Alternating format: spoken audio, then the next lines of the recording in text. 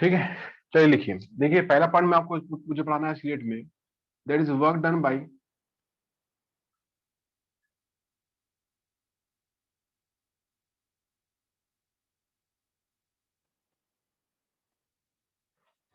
Spring force.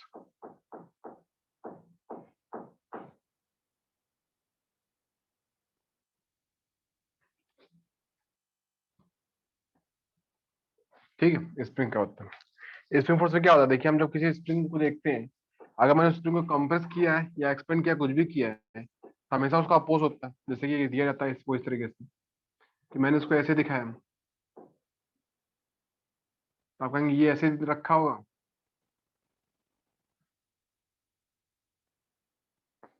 ये देखिएगा आपको ऐसा, अब होगा क्या,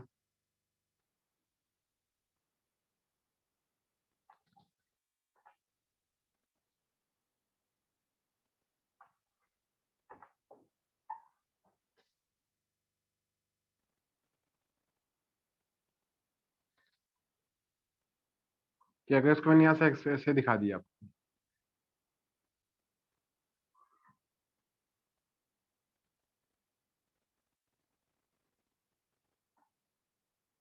यहाँ देखिएगा आपको ये। ठीक है, तो आपको दिखेगा, देखिए ये यहाँ पे था, ये इसकी नेचुरल लेंथ थी, और इसको क्या यहाँ तक बढ़ा दिया गया। ठीक है, इतना कर दिया गया। तो जितना इसमें चेंज आए, यहाँ पे लिखा हुआ है एक्स बराबर 0, और यहाँ लिखा है एक्स इक्वल टू क्या लिखा हुआ है, एक्स लिखा हुआ है।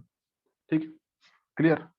हमेशा स्प्रिंग का फोर्स जो होता है, वो स्प्रिंग में होने वाले चेंज का अपोज करता है। तो यहाँ पे स्प्रिंग लेंथ बढ़ रही है, तो कहेंगे ये फोर्स भाई है, इस पे पीछे काम करेगा, इसका नाम होगा एफ एस। ठीक है, एक फोर्स हमारा फोर्स होगा जो अब हम लोग यहाँ लगाएंगे, ये आपका एफ अप्लाइड फोर्स होता है, मतलब ये इसको बोलेंगे एफ एक्सटर्नल बोल सकते हैं हम इसको। और इसको कैसे बोल सकते हैं, ये आपका इतना आ गया,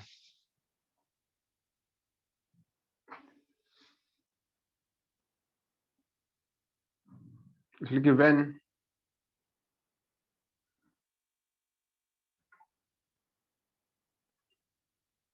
N external force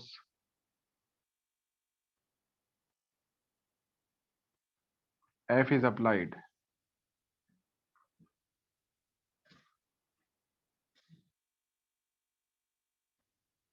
on a spring,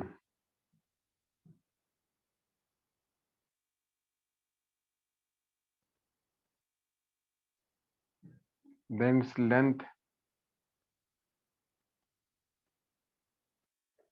changes,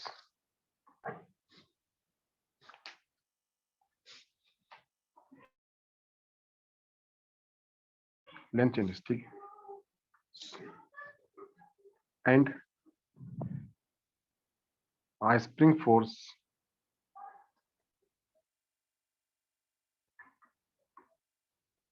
also acts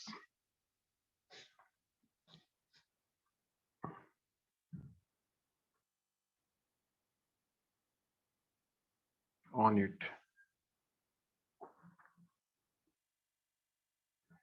which always opposes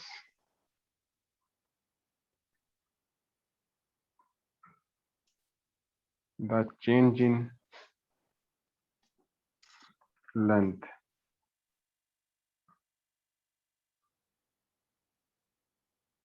decrease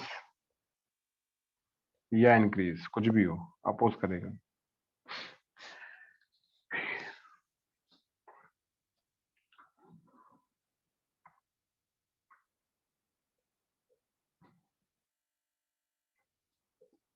of the spring, of the spring, आप इसमें से मान सकते हैं इसको लिखने के लिए, लिखिए इसको।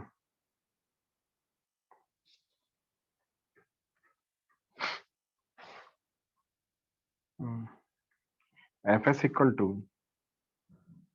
ये होता है की एक्स, क्या होता है ये, की एक्स होता है माइनस का, हमेशा आता है इसमें। ठीक है, तो आप लिखेंगे ये आपका जो आएगा के एक्स इसमें आएगा। ठीक है,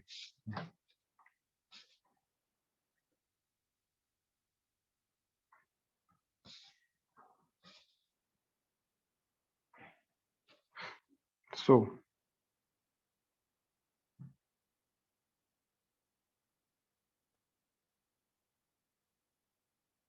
work done by spring force.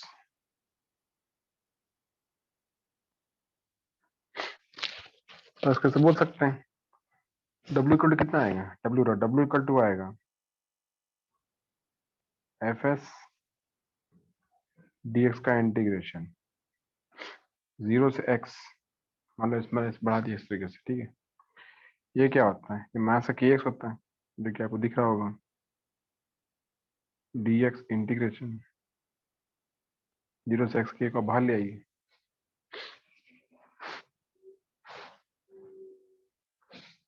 तो यहाँ पे जो हमारा आएगा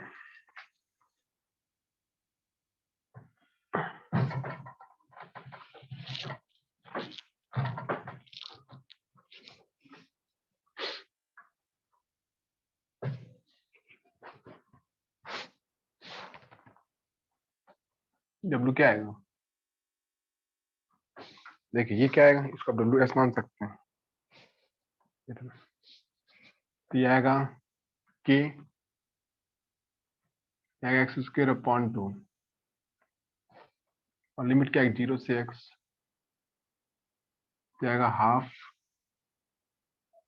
k x स्क्वायर निगेटिव, ठीक है, इतना ले सकते हैं इसमें। देखिए इसमें ये भी आता है कि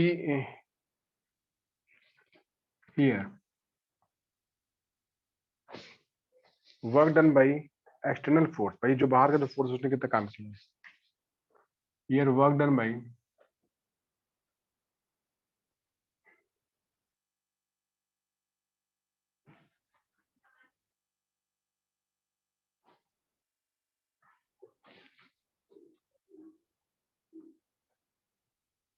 W आएगा,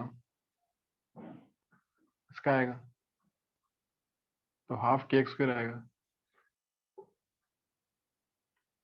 ठीक है, इतना इसको लिखिए ध्यान से। Excuse me, sir. Hmm, Sir, here X is for what quantity? Where, Sir, in the diagram of spring.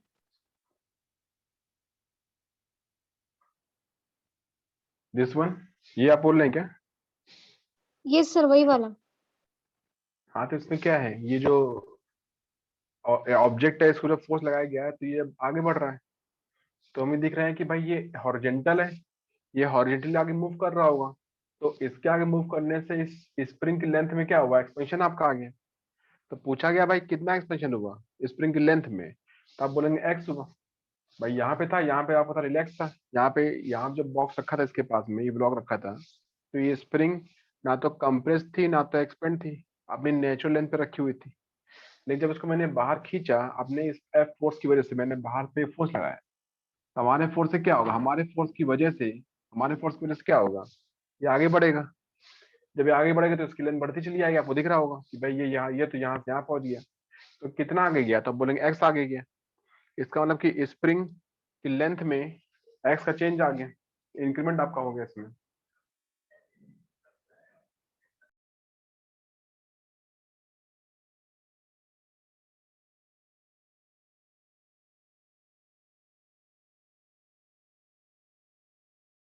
Yes, sir. Thank you, sir.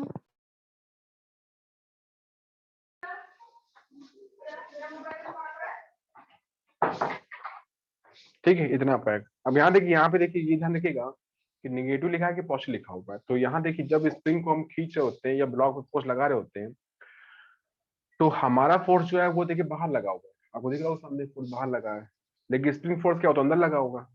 तो दोनों फोर्सेस का वर्क आएगा, वर्क डन आएगा, ऐसा नहीं कि एक का आएगा एक का नहीं आएगा, दोनों का आएगा, लेकिन एक का निगेटिव आएगा एक का पॉजिटिव आएगा, ये थोड़ा ध्यान रखिएगा इसमें, ठीक है। इसमें if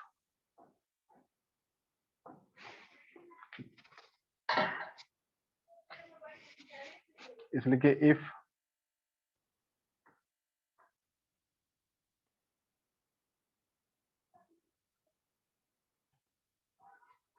the length of the spring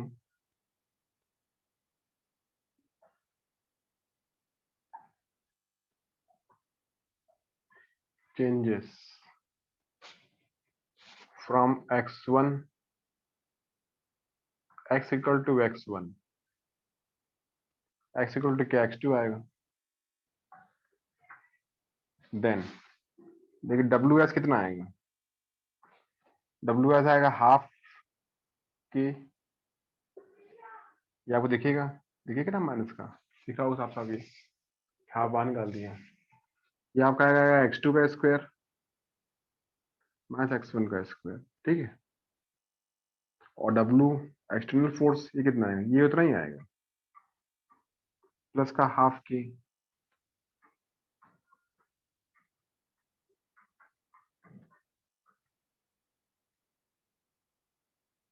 इसका आएगा, इसको लिख दिए ध्यान से।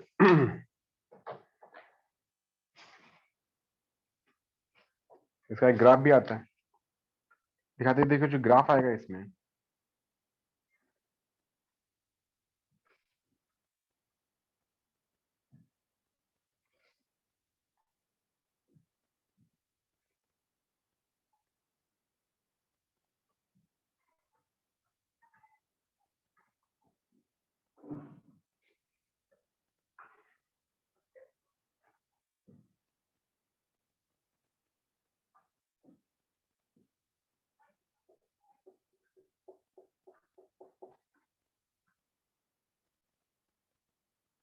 ये क्या है, WS है,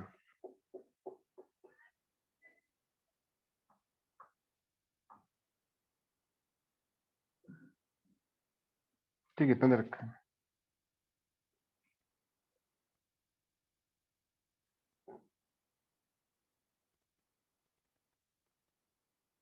ठीक है इतना, इसको लिखिए।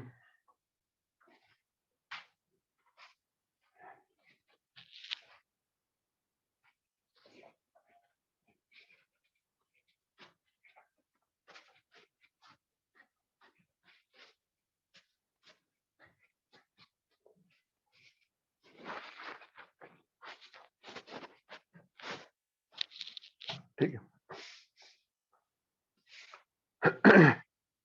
इतना आप कहोगे, इसमें क्वेश्चन भी डाल देता हूँ करने के लिए।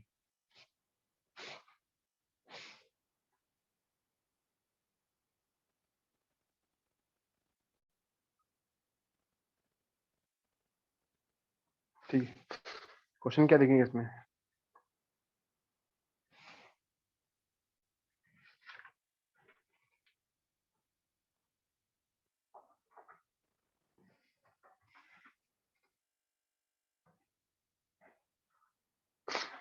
If f equal to 3x square, कितना 3x square plus 2x minus 5,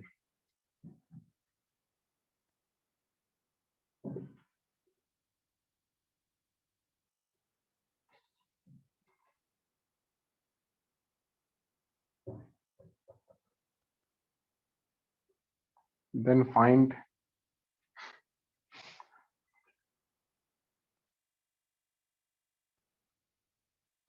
the work done from, जब आएगा x1 इक्वल टू 0 तो x2 इक्वल टू क्या आएगा, सपोज 2 मान लीजिए, 2 या 4 मान लीजिए, 2 मान लीजिए, 2 मान लीजिए।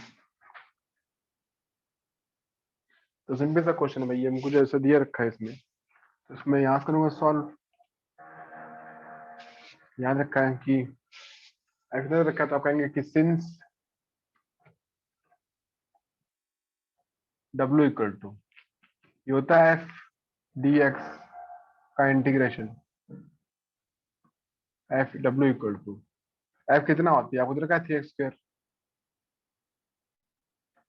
प्लस 2x माइनस 5, ये dx आएगा, कितना है 0 से 2 आएगा, जब दिख रहा होगा सामने साफ साफ, सिंपल सा आपको करना होगा इसको इंटीग्रेशन, तो आप ये आपका आएगा 3x स्क्वायर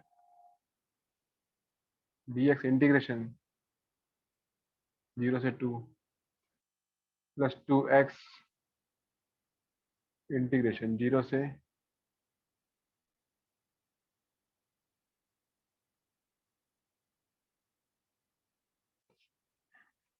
ठीक है,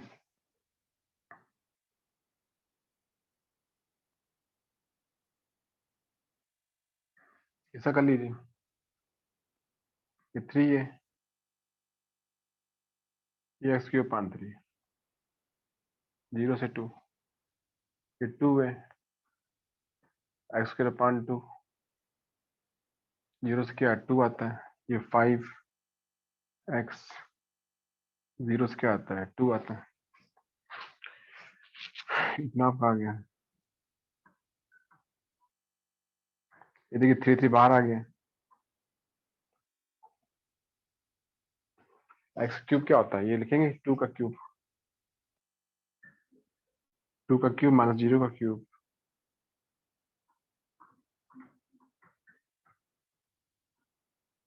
2 का स्क्वायर माइनस का 0 का स्क्वायर, जाएगा 5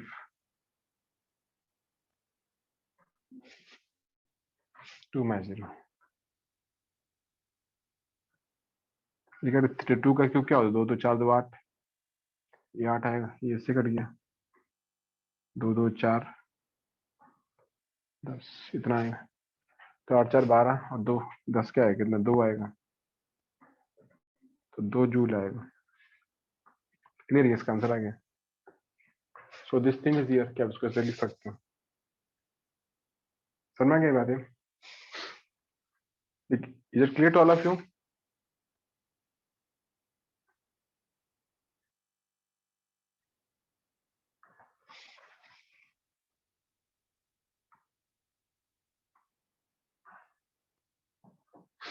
इसका क्वेश्चन एक और कर लीजिए, इसी का ऐसे ही कुछ।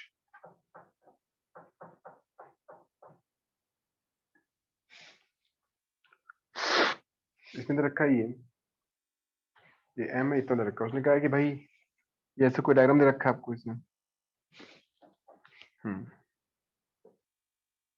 डायग्राम कैसे ऐसे दिखेगा,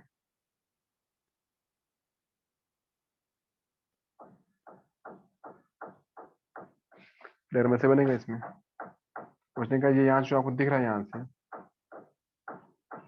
यहाँ रखा है कोई ऑब्जेक्ट, कितना एम दे रखा है, कितना एच है, ठीक है, और ये क्या दे रखा है, ये आपका एल दे रखा है,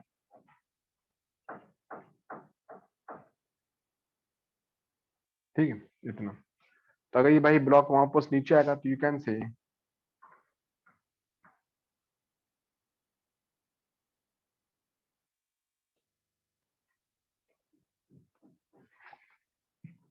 वर्क डन बाय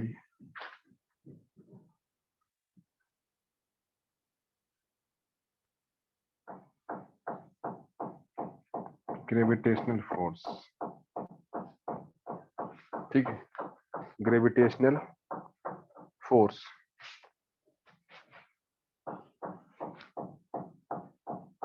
फॉर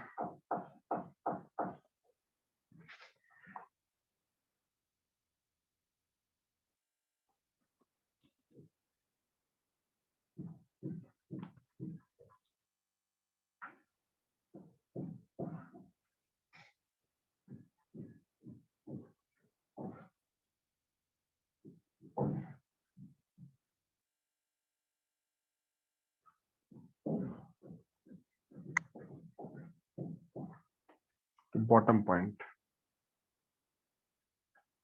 ठीक है, ये आप कैसे दे रखा है।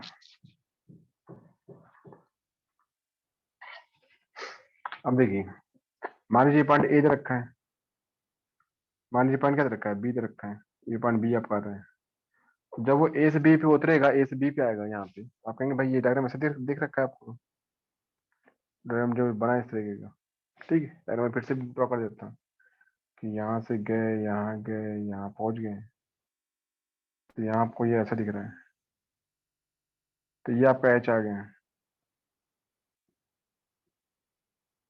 ठीक है, ये क्या बी आ गया, ये क्या ए आ गया, अब वो यहाँ से होता हुआ, यहाँ पे पहुंच जाएगा, तो आप कहेंगे वो इतना नीचे तक पहुंच जाएगा, तो जितना नीचे पहुंचेगा वो उसका डिस्प्लेसमेंट होगा, एच आएगा, और नीचे कौन लेके आएगा, नीचे इसका वेट mg लेके आएगा।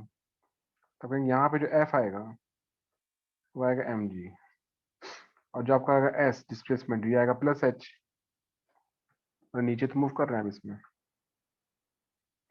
h, वैसे बोल सकते हैं। और थीटा क्या आएगा, थीटा आपका 0 डिग्री आएगा। सो वर्डन क्या होगा, आएगा f s into cos theta W equal to ये आता है m g h cos zero. Cos zero क्या होता है, 1 आता है।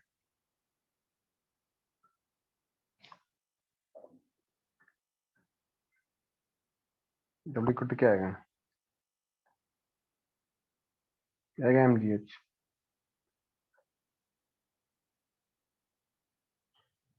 इतना हो गया, इसको लिखिए ध्यान से।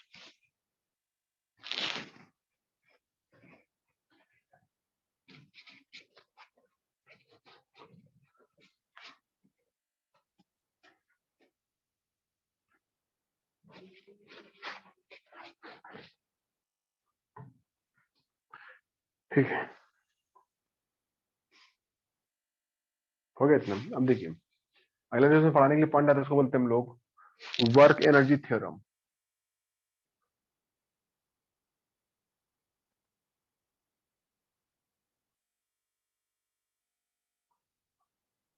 वर्क एनर्जी थ्योरम,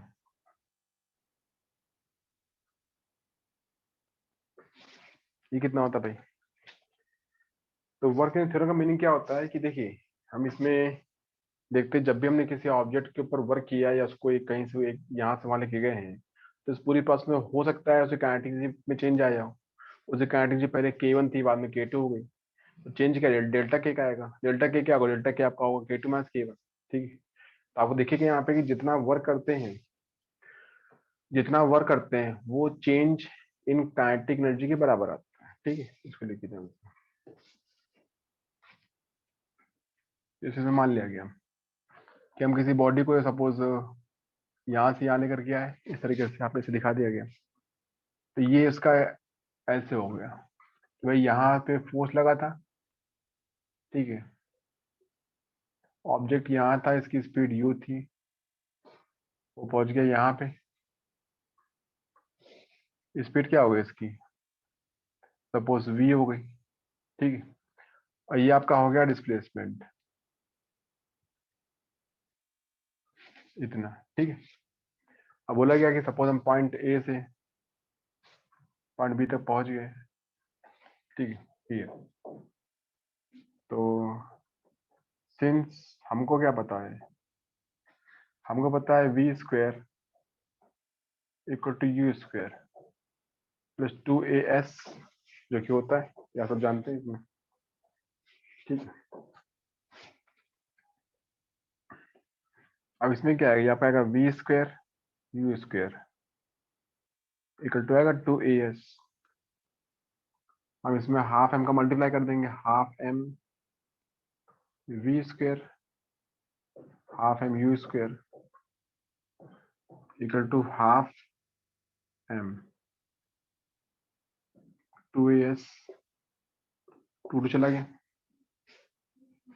ये क्या होगा, ये एनर्जी होगी बात की, के फाइनल, ये क्या होगा के इनिशियल, ये क्या होगा एम ए डॉट एस, ये ना ऐसे लिखा था ना, इस तरीके से आप इसको ऐसे बोल सकते हैं।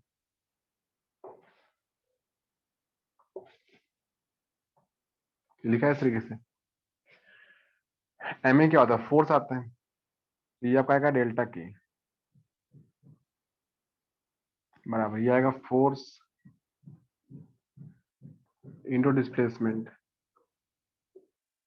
That is work. So work क्या आएगा,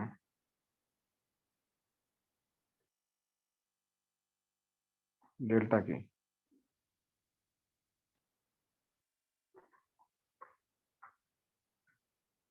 ठीक, इतना, इसको लिखिए ध्यान से।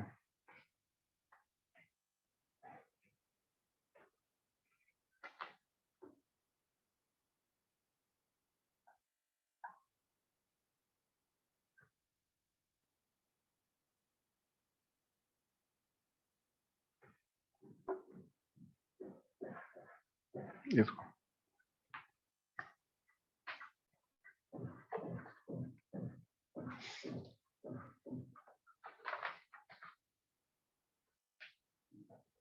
लिखिए रहा।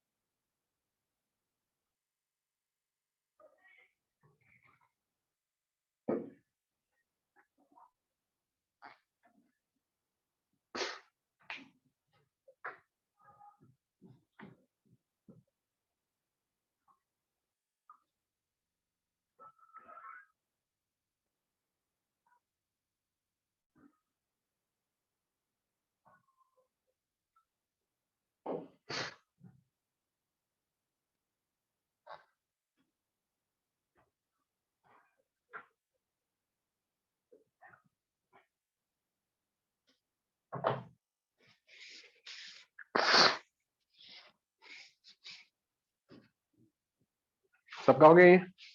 ले लिया यहाँ तक सबने पूरा? सबका हो गया बच्चा? Yes, sir. ठीक है, इसके आगे करिए। इसके आगे मैं कुछ क्वेश्चन देता हूँ तो वो भी साथ में लिखिए।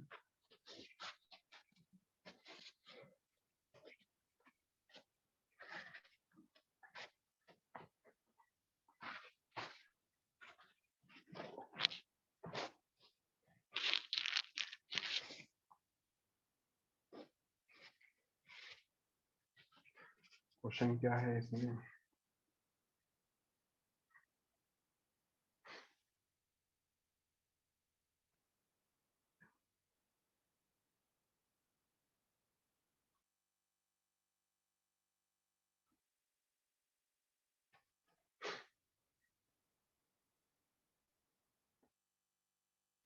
यहाँ देखिए, ये जो W लिखा है आपका यहाँ पे, ये नहीं वर्क लिखा हो यहाँ पे, ठीक है।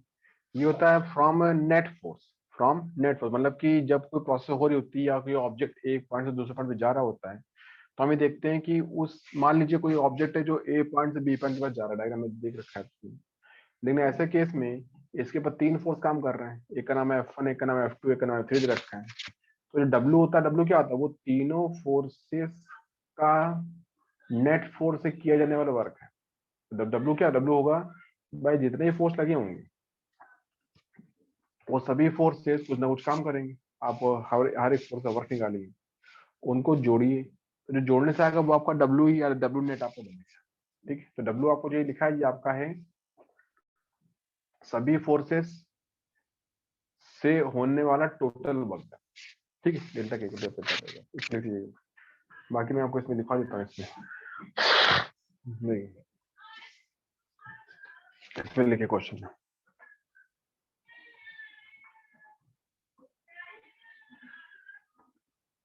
ठीक है, क्वेश्चन क्या दे रखा है मैंने यहाँ पे कि एन ऑब्जेक्ट ऑफ मास इतना 1 किलोमीटर, जैसे कोई रेन ड्रॉप दे रखी है, तो you can say a raindrop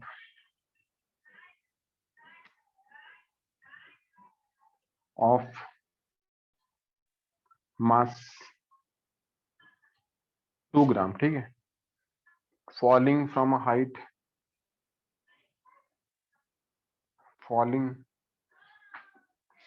from a height, height कितनी मान लेंगे? सपोज हम मानेंगे इसको 1 किलोमीटर, ठीक है, height 1 kilometre, hits the ground,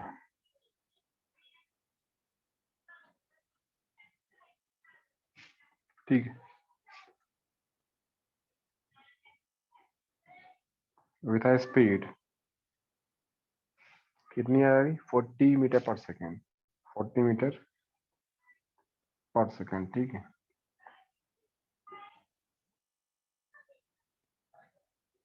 then find first number.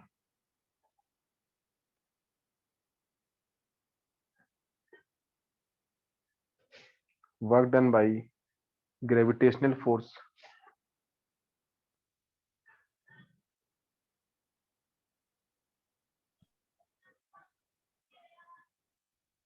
ठीक है, और सेकंड नंबर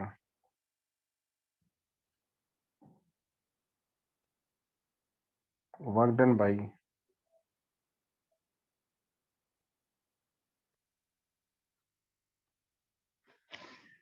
रजिस्टिव फोर्स।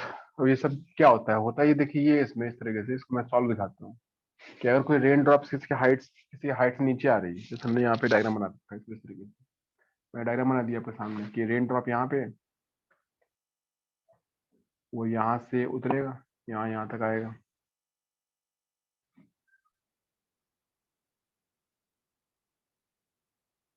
यहाँ पे स्पीड क्या रखी है आपको इसमें रखी है कि 40 मीटर पर सेकेंड। यहाँ यू क्या रखा है आपको 0 मीटर पर सेकेंड। कितनी हाइट, सपोज हाइट आपको दे रखी है इसकी कितनी 1 किलोमीटर, तो 1000 मीटर है, दिख रही होगी आपको हाइट इसकी। ठीक है, अब होता क्या है कि देखिए जब नीचे आ रहा होगा तो एफ जी गिवन फोर ये नीचे काम कर रहा होगा, और जो आपको एफ रजिस्टिव होगा ये आपको ऊपर काम कर रहा होगा। क्लियर, इतना काम करेगा।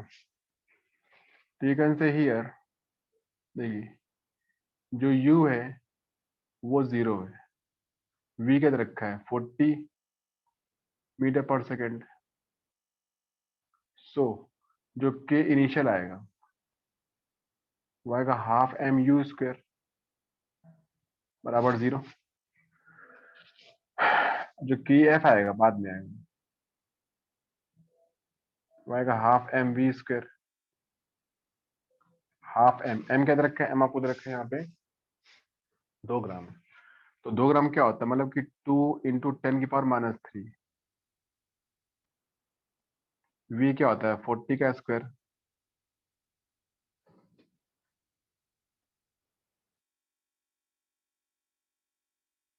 ये 2 से 2 करिए 10⁻³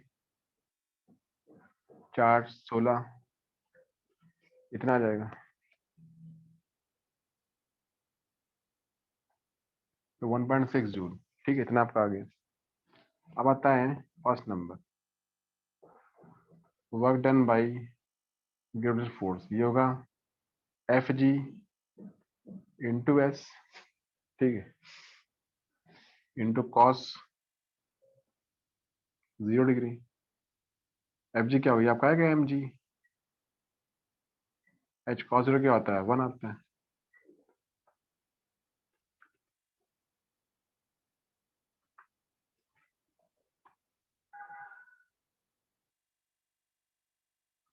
जी क्या होता है 10 मान लीजिएगा, एच क्या होता है 1000 मीटर, है ना। तो मुझे लगता है ये पूरा ऐसे चला गया। ठीक है, पूरा कितना आ गया 20 जूल आ गया। ठीक है, नाउ डेल्टा के इक्वल टू क्या डब्ल्यू आएगा टोटल, है ना, मैं जो भी आएगा। तो डेल्टा के क्या है के एफ माइनस के आई जाएगा W G plus W resistive. कितना था के एफ 1.60 कि डब्ल्यू जी कितना होता है ये आपको आता है 20। डब्ल्यू आर कितना होता है पता नहीं भाई, हमको उसका फोर्स नहीं पता ना, तो हम इसकी वैल्यू पता नहीं कर सकते। तो यहाँ से डब्ल्यू आर कितना आएगा 1.6 माइनस 20 इक्वल टू क्या होता है माइनस का 18.4 जूल। निगेटिव आएगा क्योंकि ये तो एनर्जी खा रहा है आपसे, इतना आ जाएगा, इसको लिख लीजिए।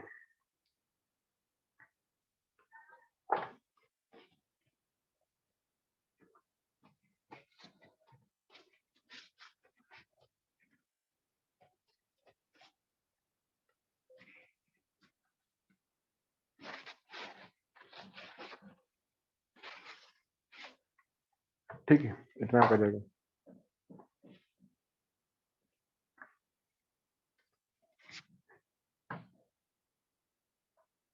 यहीं पे आपका अगर एक क्वेश्चन आता है कि work energy theorem for variable force, अगर फोर्स का वेरिएबल होता है तो देखिए, अगर फोर्स वेरिएबल होगा तो जाहिर सी बात है फिर डेल्टा के इक्वल टू वर्क जो आपका आएगा वो एफ डी एक्स आ जाएगा। एफ डी आर पढ़ा देंगे उसको, क्योंकि हमारा फोर्स तो फिक्स है नहीं।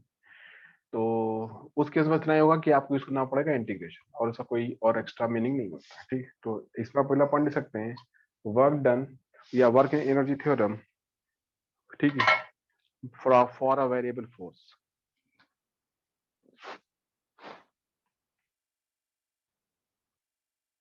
Work energy theorem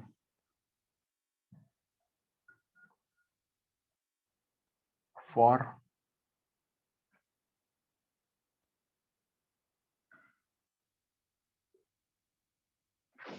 a variable force।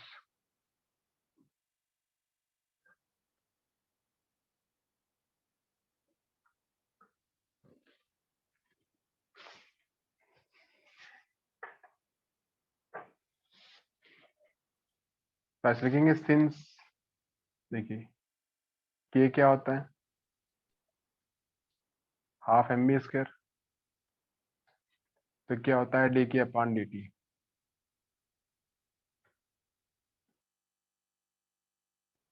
ये कितना आएगा, ये आपको आएगा d upon D t, half m v square, इतना आपका जाएगा।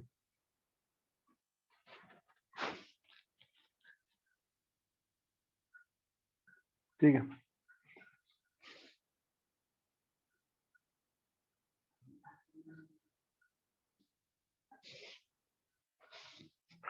यहाँ देखिए क्या दिखेगा आपको, एम कांस्टेंट होगा तो आपको ये आपका आ जाएगा half m d upon D t v square. ठीक है, और ये आपका क्या बन जाएगा, ये बन जाएगा आपका हाफ एम, और इसका बनेगा V D V upon D T, बनेगा टू वी, ऐसा बन जाएगा। तो D K upon D T equal to आएगा ये M D V upon D T into क्या वी, ये पूरा क्या होता है, ये पूरा होता है एम ए, ये क्या वी आएगा, तो D K upon D T जाएगा एफ इंटू वी। ठीक है, जो आपको दिख रहा होगा सामने, देखिए जहाँ एफ डॉट वी क्या होता है, वो भी तो आपका पावर होता है। तो इसमें हम क्या कर सकते हैं, जो वी आपका होता है, वी आपका होता है D X upon D T होता है, इसको ऐसे लिख सकते हैं इसको। So this is equal to F D X upon D T, हम इसको ऐसे भी तो बोल सकते हैं। तो यहाँ से मेरा आ जाएगा डी की बराबर एफ डी एक्स, डी की का इंटीग्रेशन जाएगा ना एफ डी एक्स का इंटीग्रेशन। अब कहाँ से कहाँ तक है, सपोज x1 से आप लिखेंगे x2 तक का लिखेंगे, तो ये पूरा कितना रहेगा,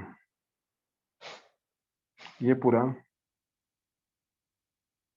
डेल्टा की, और ये आपका आएगा एफ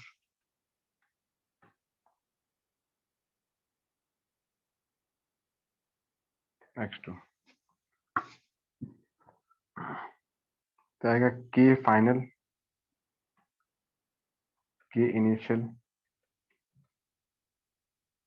इक्वल टू एफ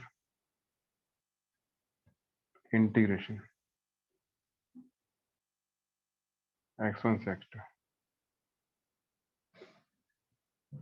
ठीक है, इतना इसको लिखिए ध्यान से, ठीक।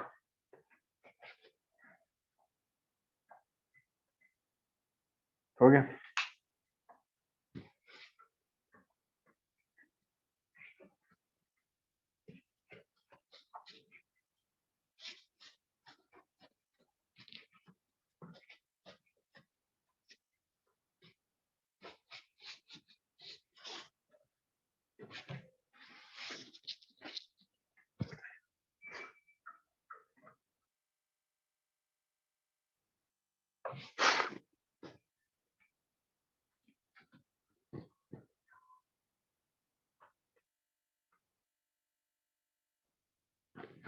If x equal to t square by 2, t square by 2, ठीक है, and mass of the object is 1 kg, मान लीजिए, ठीक है, then find the work done, and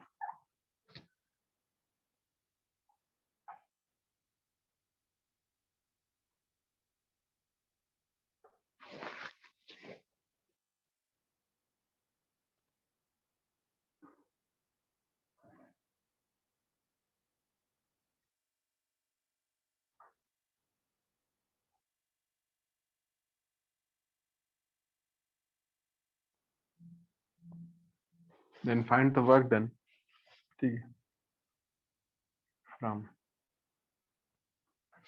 t equal to क्या है, सबको 0 से 3 सेकेंड,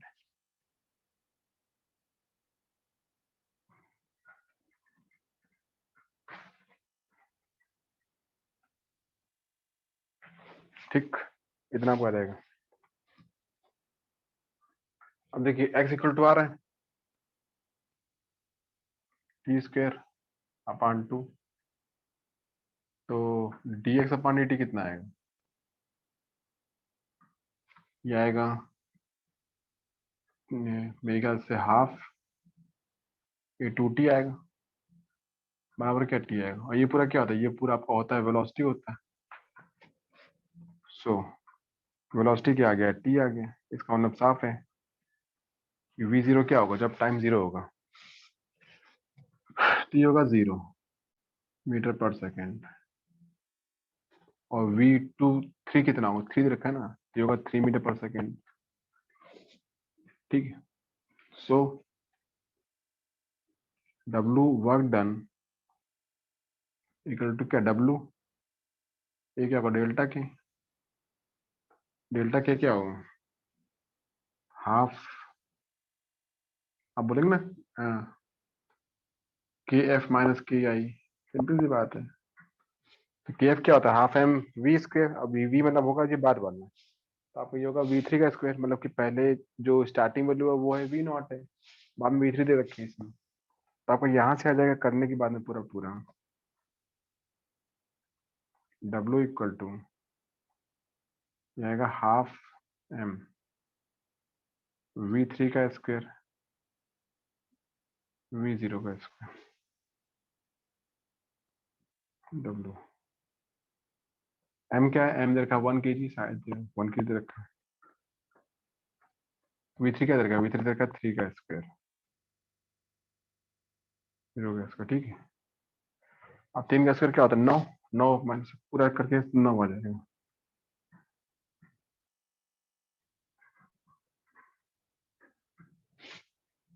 या फिर पूरा पूरा पड़ जाएगा 4.5 जूल, इसका वर्क आ गया, ठीक, इसको नोट करिए।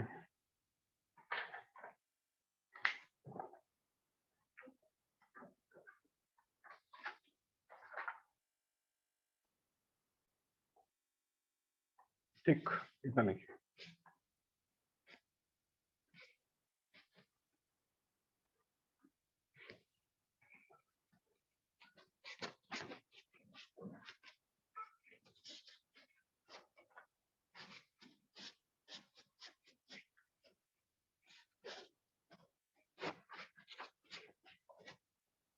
इतना।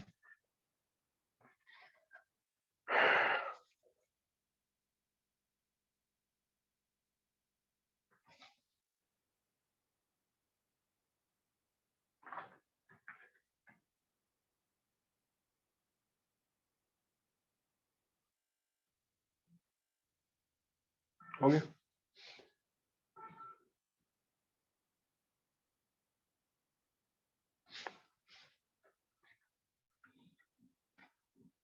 ठीक है, सबका हो गया। बताइए, सबको समझ आ गया पूरा ये यहाँ तक का? Is it clear to all of you? Yes, sir. Yes, sir. अब मेरी बात सुनिए इसके आगे। अब मुझे पढ़ाना है, अब मुझे आपको पढ़ाना है पोटेंशियल एनर्जी। ठीक है, काइनेटिक हो गया, पोटेंशियल पढ़ाना पड़ेगा मुझे। तो जो पोटेंशियल एनर्जी होती है, देखिए वो काइनेटिक एनर्जी से काफी अलग होती है। काइनेटिक एनर्जी डिपेंड करती है उसके मोशन के ऊपर, कि अगर अगर कोई ऑब्जेक्ट आपका चल रहा है किसी भी स्पीड से, स्पीड कम हो चाहे स्पीड ज्यादा हो, तो उसे काइनेटिक एनर्जी आप पता कर सकते हैं हाफ एम स्क्वायर के फॉर्मूले से। एम क्या मास होता है, वी होती है भाई उसकी स्पीड। ठीक है, और वी का स्क्वायर लिखा होता है, तो उसका मतलब साफ साफ होता है कि कभी भी किसी ऑब्जेक्ट की काइनेटिक एनर्जी निगेटिव नहीं होती, हमेशा क्या पॉजिटिव रहती है, हमेशा पॉजिटिव रहेगी। ठीक है, काइनेटिक एनर्जी कभी भी निगेटिव नहीं होती है, ये पहली बात हो गया। अब आती है पोटेंशियल एनर्जी क्या होती है। तो पोटेंशियल एनर्जी का जो कॉन्सेप्ट होता है वो इस बात पर डिपेंड करता है कि ऑब्जेक्ट कहाँ पे है। The potential energy of an object is always defined with respect to a reference point and its position.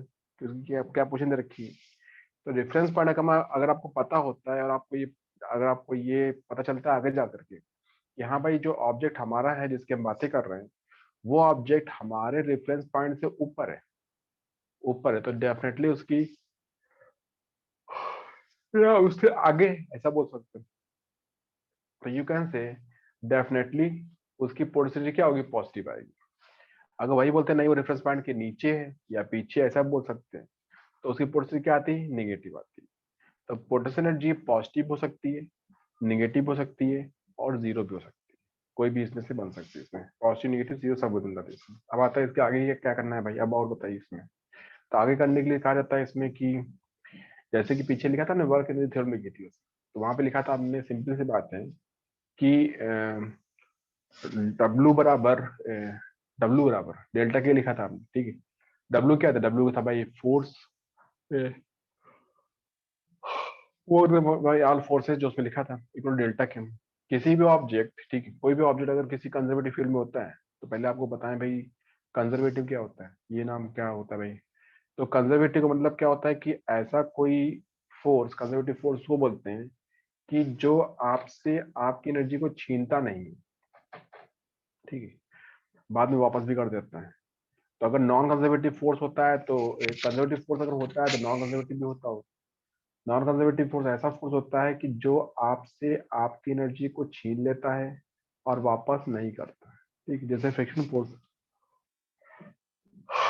जैसे आपका विस्कस फोर्स, जैसे आपका एयर ड्रैगिंग, ऐसे फोर्स लगे होते हैं इसमें। तो ये सारे फोर्सेस क्या होते हैं कि ये आपसे आपकी एनर्जी को छीन लेते हैं और वापस बिल्कुल नहीं करते। अगर ऐसा है तब बोलेंगे दिस इज कॉल्ड, क्या बोलेंगे उसको, नॉन कंजर्वेटिव फोर्स बोलेंगे। इसके अलावा फील्ड भी आती है कि या फिर कंजर्वेटिव फील्ड है या फिर नॉन कंजर्वेटिव फील्ड है, पढ़ा जाता है। अगर आपकी फील्ड आपकी कंजर्वेटिव फील्ड है, ठीक है, तो उस फील्ड में अगर कोई ऑब्जेक्ट घूम रहा है, जा रहा है, कहीं भाग रहा है, कहीं चल रहा है, तो उसकी एनर्जी में कोई लॉस नहीं होता। ठीक है, अगर वो जहाँ पे है, जिस जगह पर है, वो कहीं भी घूम कर चला जाए, अगर वापस उस जगह पे आता है तो उसकी एनर्जी उतनी ही होती जितनी एनर्जी पहले थी। क्योंकि कंजर्वेटिव फील्ड में, तो उस फील्ड में जितने फोर्स उस पर काम कर रहे हो वो सब कंजर्वेटिव फोर्स होंगे, ऐसा हम बढ़ा सकते हैं इसमें। ठीक है, अगर वो फील्ड होती, नॉन कंजर्वेटिव फील्ड होती, नॉन कंजर्वेटिव फील्ड के मीनिंग क्या होता है कि ऐसे कोई फील्ड जो आपसे एनर्जी को छीन नहीं होती, ऐसा आप बोल सकते हैं कि हम जहाँ पे थे अगर वहीं पे घूम के वापस आए तो हमारी एनर्जी में कुछ चेंज आता है, या तो बढ़ जाता है तो कम हो जाता है, ऐसा कुछ ना कुछ हो जाता है इसमें। तो ये चेंज क्यों आता है, क्योंकि हम लोग एक नॉन कंजर्वेटिव फील्ड में ट्रेवलिंग कर रहे होते हैं। तो इसमें दो तीन बातें पढ़ाई जाती है। पहले आपका क्या होता है, conservative, non conservative, conservative forces और नॉन कंजर्वेटिव फोर्स, ये इसमें आता है। और ये आपका होगा कॉन्सेप्ट ऑफ पोटेंशियल एनर्जी, जिसके लिए मैं आपको क्लियर कर देता हूँ कि पोटेंशियल एनर्जी किसी भी ऑब्जेक्ट की हमेशा उसकी पोजीशन से डिसाइड होती है, और किसी भी ऑब्जेक्ट का पोजीशन हमेशा उसके रेफरेंस पॉइंट से डिसाइड होता है। रेफरेंस पॉइंट कहाँ पे है, उसके रिस्पेक्टिव पोजीशन ऊपर है, नीचे, क्या दे रखी है उसमें, तो जैसा आप लिख सकते हैं। तो यू कैन से अगला पॉइंट लिखिए, अगला हेडिंग लिखिए।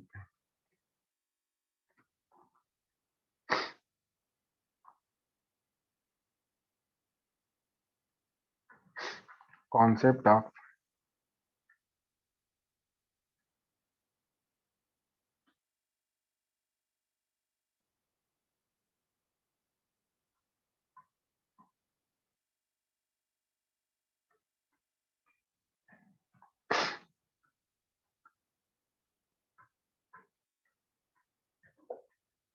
पोर्सिनिटी, ठीक है।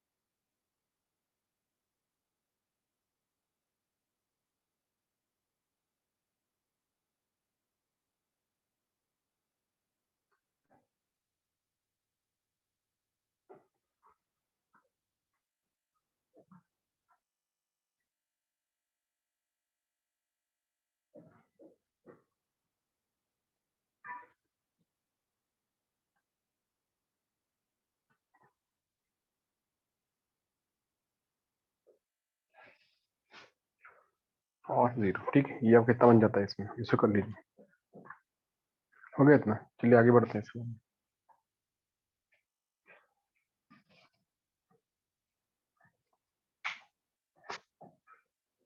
देखिए यहाँ पे मेन जो पोर्शन पढ़ाई जाती है वो आपकी दो होती है। एक होती है आपकी इलास्टिक पोर्शन एनर्जी, और एक आपकी होती है ग्रेविटेशनल पोर्शन एनर्जी, ठीक है। तो आप जब बात करते हैं इलास्टिक का, तो इलास्टिक वाला होता है कि हम लोग स्प्रिंग की बात कर रहे होते हैं, और जब बात आप करते हैं ग्रेविटेशनल का, तो हम लोग बात करते हैं ग्रेविटी। तो ये दो ही आती है, दो ही कौन सा क्वेश्चन आता है। तो इलास्टिक पोर्शन एनर्जी और ग्रेविटेशनल पोर्शन एनर्जी का नाम इसके सामने आता है, ठीक है। इसमें लिखिए, since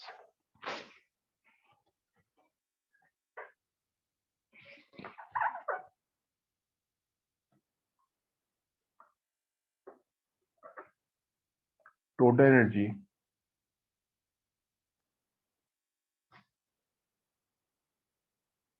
of an object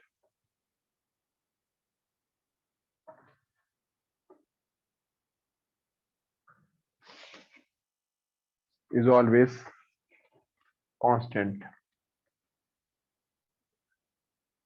means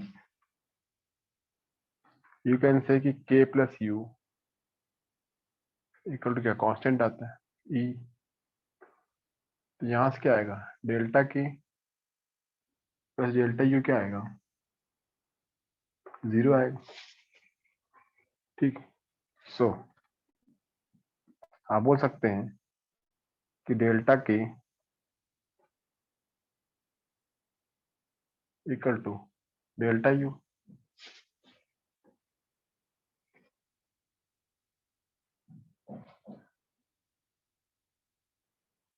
since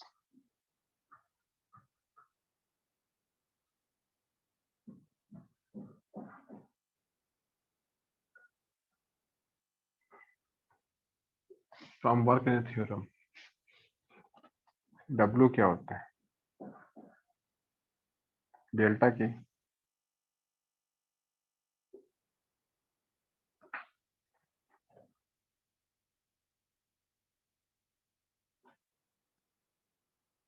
delta इतना आपका जाता है।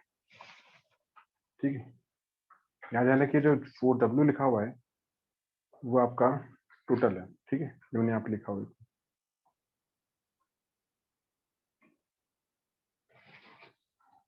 और delta U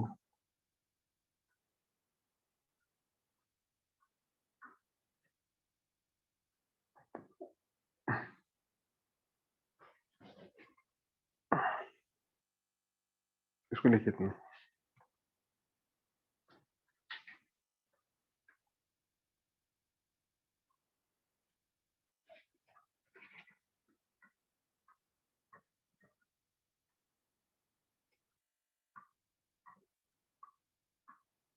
the forces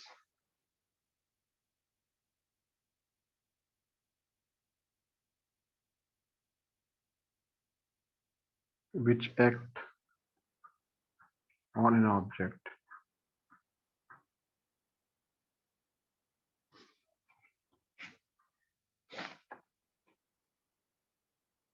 are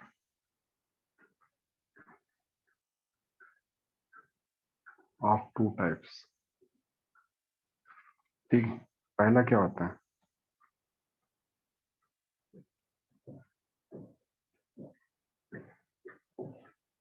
conservative forces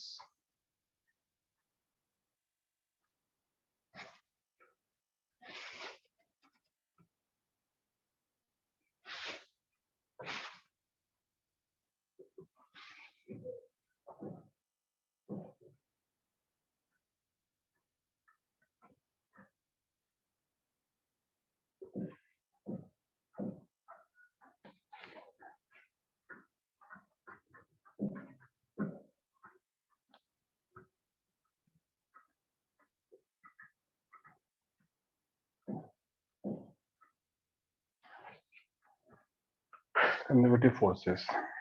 ठीक है, इतना।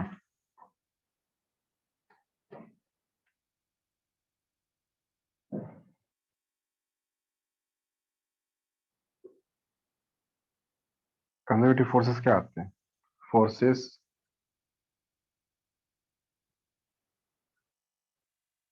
which do not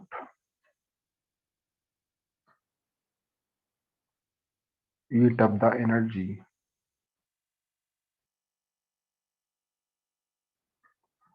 of an object।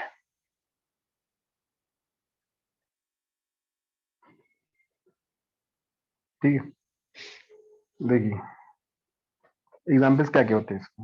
You can say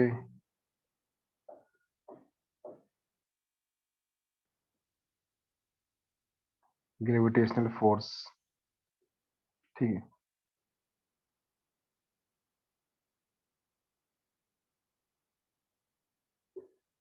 magnetic force,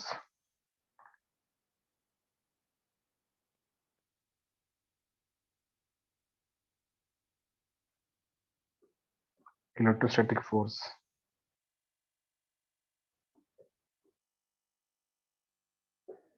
spring force. ठीक,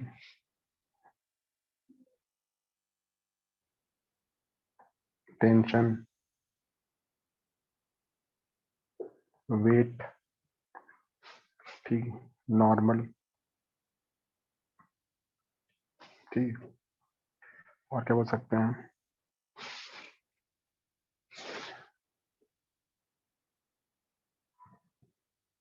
हाइड्रोस्टैटिक फोर्स।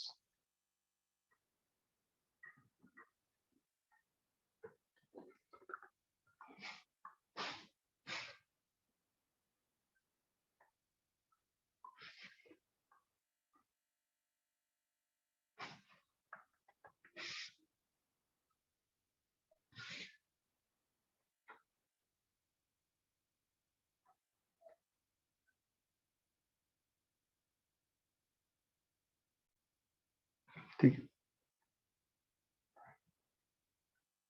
इतना ठीक है। और भी पैसा को बहुत सारे फोर्स में आते हैं।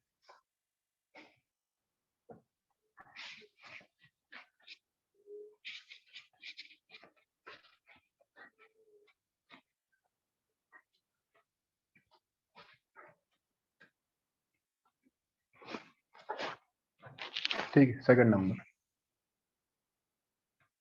सेकंड अपन इसको बोलते हैं non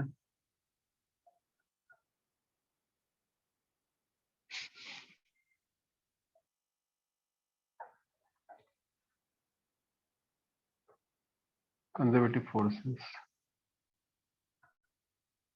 forces which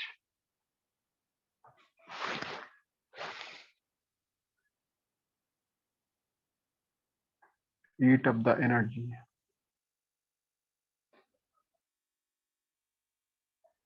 of an object। ठीक है, कौन कौन से होंगे देखिए। पहला होगा इसमें, इसको बोलेंगे फ्रिक्शन फोर्स, सब लोग जानते हैं इसको, फ्रिक्शन फोर्स। ठीक है, दूसरा जो होगा उसको बोलेंगे विस्कस फोर्स। ठीक है,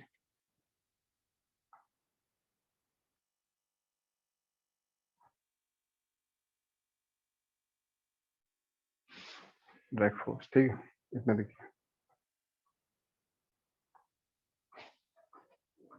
ये वो फोर्सेस है जो आपसे आपके लिए कुछ छीन लेंगे और वापस भी नहीं करेंगे। ठीक है,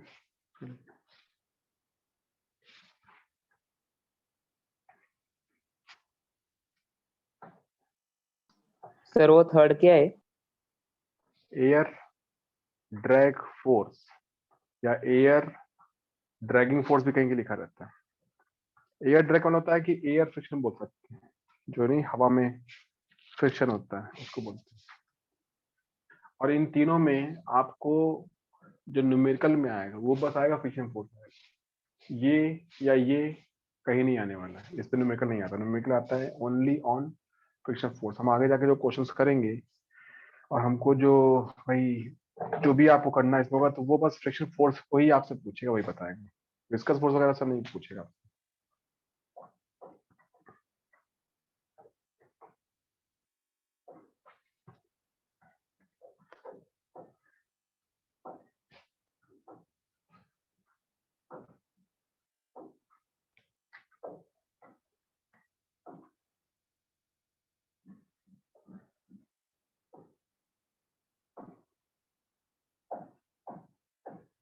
कंजर्वेशन ऑफ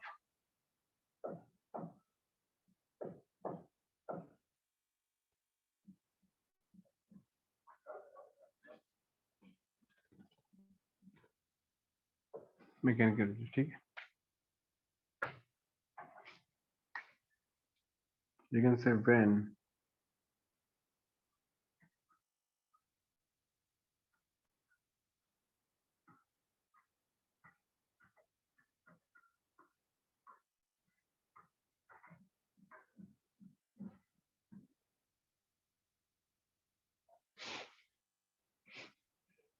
conservative field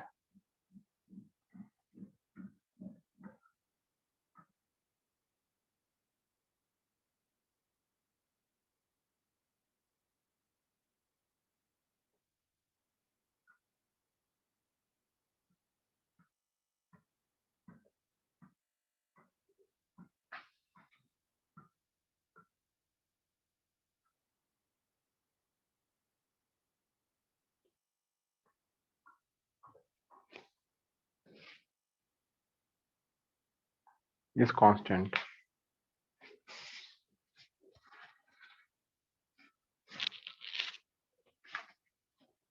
भी है, कोई भी ऑब्जेक्ट दिखाई देता है यहाँ से, वो यहाँ पे था, अगर यहाँ गया, अगर यहाँ पहुंच गया,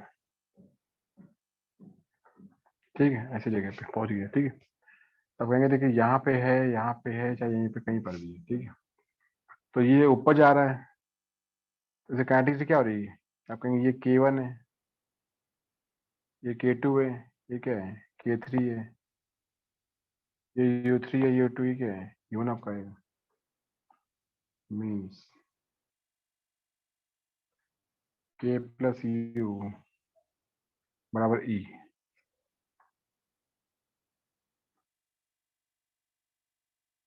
as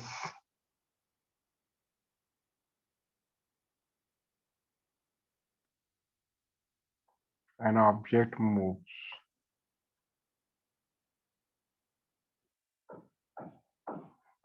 vertically upward.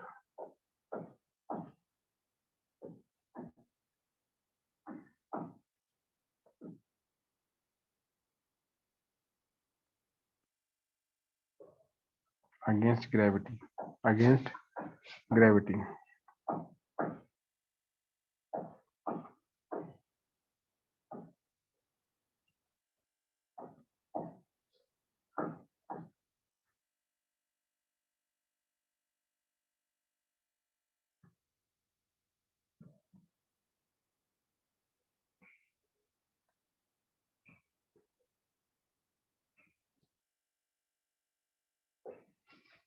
Increases. ठीक है.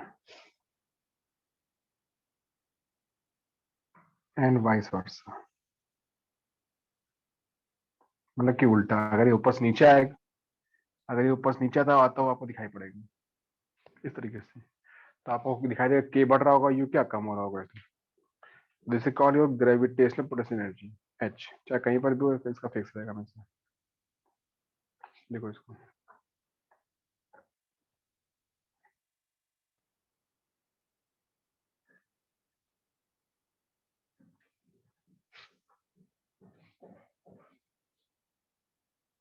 समझ आ गया?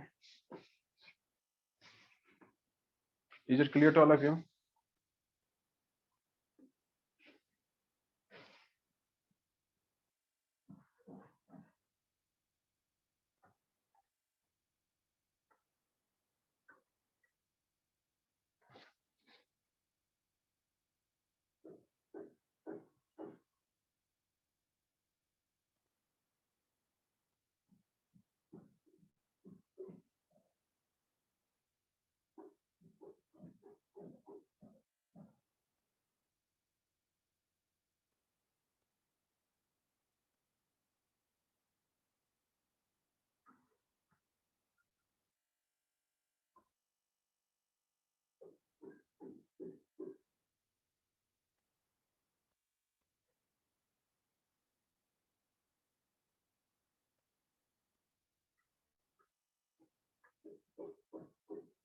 सबका हो गया ये पूरा? बताइए. Yes, sir. Yes sir. ठीक है, अभी इसमें नेक्स्ट पॉइंट क्या पढ़ाना होगा मुझे आगे जाकर के, इसके कुछ एप्लीकेशन वगैरह होंगे, कुछ एग्जांपल्स होंगे. ठीक, वो आपको ध्यान दिखा पढ़ाने पड़ेंगे. ये दो पॉइंट बाकी रहेंगे वो आपके साथ में इसको जाएंगे, और ये खत्म होने के बाद में फिर हम इसके न्यूमेरिकल करेंगे बहुत सारे, जो भी इसके न्यूमेरिकल इस चैप्टर्स में इससे कंसेप्ट में आते हैं. ठीक है, और उसके बाद आपको पावर आपका आई थिंक पहले मैंने थोड़ा करवाया है, तो मुझे पावर करवाना पड़ेगा फिर से, और उसके बाद फिर आपका चैप्टर खत्म होगा. ठीक है, तो बेसिक न्यूमेरिकल बहुत सारे होंगे जो आपको मैं बता दूंगा, करवा भी दूंगा बहुत सारे, तो वो हो जाए. कुछ आप खुद भी करिएगा असाइनमेंट से, अपने मॉडल से, जो भी आपको दिए जाएंगे. चलिए ठीक.